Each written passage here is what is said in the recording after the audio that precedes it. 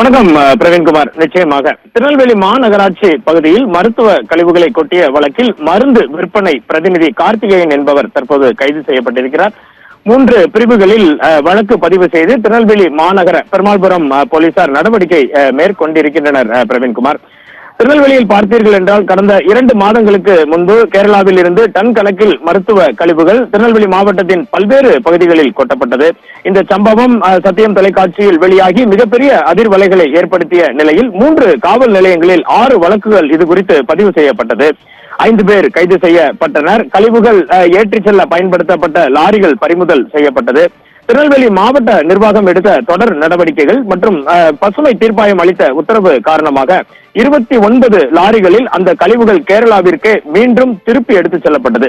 இதனை அடுத்து பார்த்தீர்கள் என்றால் திருநெல்வேலி மாவட்டத்தில் அம்பாசமுத்திரம் விக்கிரமசிங்கபுரம் பகுதியில் மருத்துவ கழிவுகள் கால்வாய் ஓரம் கொட்டப்பட்ட சம்பவம் அதிர்ச்சி ஏற்படுத்திய நிலையில் உடனடியாக உள்ளூர் நிர்வாகம் தலையிட்டு அந்த கழிவுகளை அப்புறப்படுத்தியது. பிரவீன்குமார், இதனிடையே திருநெல்வேலி மாநகர பகுதியில் கடந்த 5ஆம் தேதி காலாவதியான மருந்துகள் மாத்திரைகள் கொட்டப்பட்டது. இது தொடர்பான செய்திகளும் சத்தியம் தொலைக்காட்சியில் வெளியான நிலையில் திருநெல்வேலி மாநகராட்சி நல அலுவலர் மருத்துவர் ராணி சம்பவ இடத்திற்கு சென்று சுமார் 375 கிலோ எடை கொண்ட காலாவதியான மருந்துகள் மாத்திரைகளை அப்புறப்படுத்தினார். கிருமி நாசினி தெளிக்கப்பட்டு உடனடியாக அந்த இடம் சுத்தம் செய்யப்பட்டது. இது தொடர்பாக மாநகர நல அலுவலர் திருநெல்வேலி மாநகர பெருமாள்புரம் காவல் நிலையத்தில் புகார் ஒன்றினை அளித்திருந்தார்.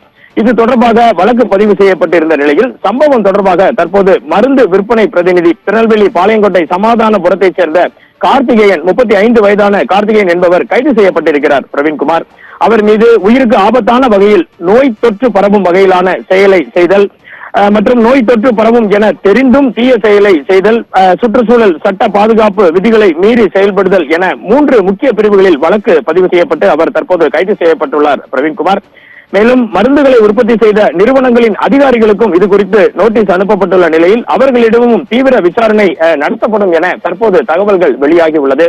திருநெல்வேலி மாவட்டத்தில் தொடர்ந்து கொட்டப்படும் மருத்துவ கழிவுகள் அது தொடர்பான நடவடிக்கைகள் தீவிரப்படுத்தப்பட்டிருப்பதும் தற்போது மருந்து விற்பனை பிரதிநிதி மருத்துவ கழிவுகள் கொட்டிய விவகாரத்தில் கைது செய்யப்பட்டிருப்பதும் திருநெல்வேலி முழுவதும் பெரும் பரபரப்பினை ஏற்படுத்தியுள்ளது. பிரவீன்குமார், வழக்கு தொடர்பாக ஒருவர் கைதாக இருக்கிறார். கூடுதல் தகவலுக்கு நன்றி வனராஜ் சங்கர்.